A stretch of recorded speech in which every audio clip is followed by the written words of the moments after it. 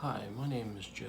I suffer from a condition called ME/CFS, or myalgic encephalomyelitis. I made another video that was just kind of a quick chat about, it really didn't get into much, just kind of explaining a little bit about the condition.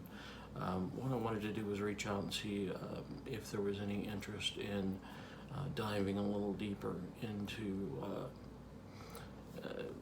ME from a number of different perspectives, from those that are experiencing long COVID and the similarities between the two conditions, and but one, I wanted to kind of give a little more perspective into what my ME/CFS is like, and if nothing else, get some others out there that maybe get some feedback and compare notes, if you will.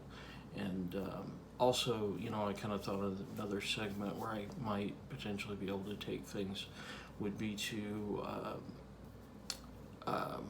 speak more to the family members or friends and family members of those that have ME.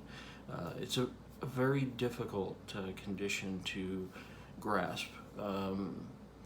By all accounts, we look normal. It doesn't look like there's much going on there, when in reality it's a completely debilitating condition, and it really does turn your life upside down. I often refer to when I initially got sick as the kind of a almost like a death in a way, because everything that I used to know as far as my life was concerned was never going to be the same, not even close. But along the lines of the family members and friends, I was thinking that if we could explore that a little bit, and maybe so that they could potentially grasp how to handle the situation with their friend or family member. I know it's something that I myself have experienced, the loss of a substantial amount of relationships, because it's just not something that people can put their head around. For those of you that don't know, in a nutshell, ME/CFS is it's a multi-system chronic condition or disease that affects people in so many different ways. The worst of us are bedridden, unable to speak, unable to eat, unable to communicate. I consider myself in a probably a mild to severe, but actually more towards the severe side. Drastically affects my day-to-day. I spend probably 90% of my time in bed, and definitely housebound, at least that much. And there's any variations. And like one of the things I wanted to go through, I just wanted to kind of show you this just briefly. This is and I don't know if you can even see it there, it might not be coming through. Looks like my light is too bright. Let me see if I can turn that down here. Oops, wrong one. See if I can see. So this is just a listing, and on this listing there's this is a symptom list for ME/CFS, and on this particular list there are 77 items, and I myself checked off 63 of the 77. So when I received my diagnosis from Mayo Clinic of ME, it's something that once we got to this point, I felt like we were certainly talking about the same situation. And one thing I would like to do is maybe dive into that more and go through what some of those symptoms are, because this is one of the most complete listings that I've come across. But just a brief deal. I'm going into my 8th year now with ME/CFS. For the first 3 years of this, I had absolutely no clue what was wrong with me. I went from doctor to doctor to specialists.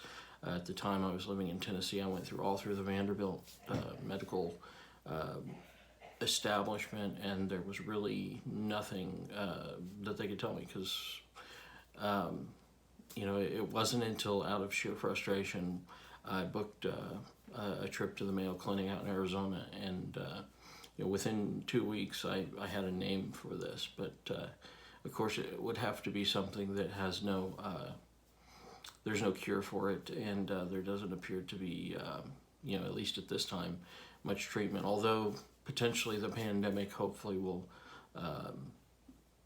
not only provide some relief to those experiencing long COVID, but also hopefully some of that will wash over into the ME community too as well. But anyway, just wanted to put it out there, without rambling on and on. I could certainly go, any number of ways with this, but I just wanted to kind of put it out there and see, if you don't mind, I'm not a big YouTuber.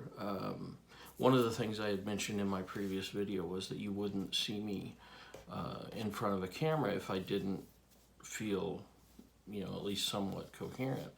Well, I realized that's not going to be possible, that to proceed the way that I'm wanting to proceed with this and kind of put it out there so that you actually kind of get a glimpse as to what, what this entails.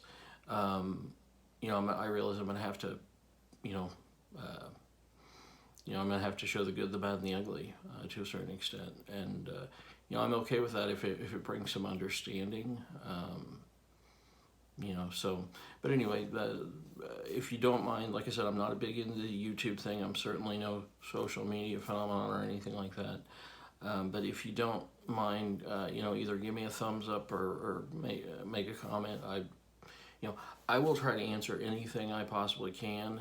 This helps me as much as it helps you, because there's this incredibly isolating deal with ME/CFS. You feel like you're alone, and although there's millions of us that suffer with this condition, when lack of energy and ability is at the primary, is at the top of that list, our Facebook groups aren't the most active, so I'm just trying to think of another way to reach out there, and hopefully there's some benefit that can come, multiple directions. So with that, I will leave you, but as I asked, please feel free to ask any questions that you want, and nothing's off limits.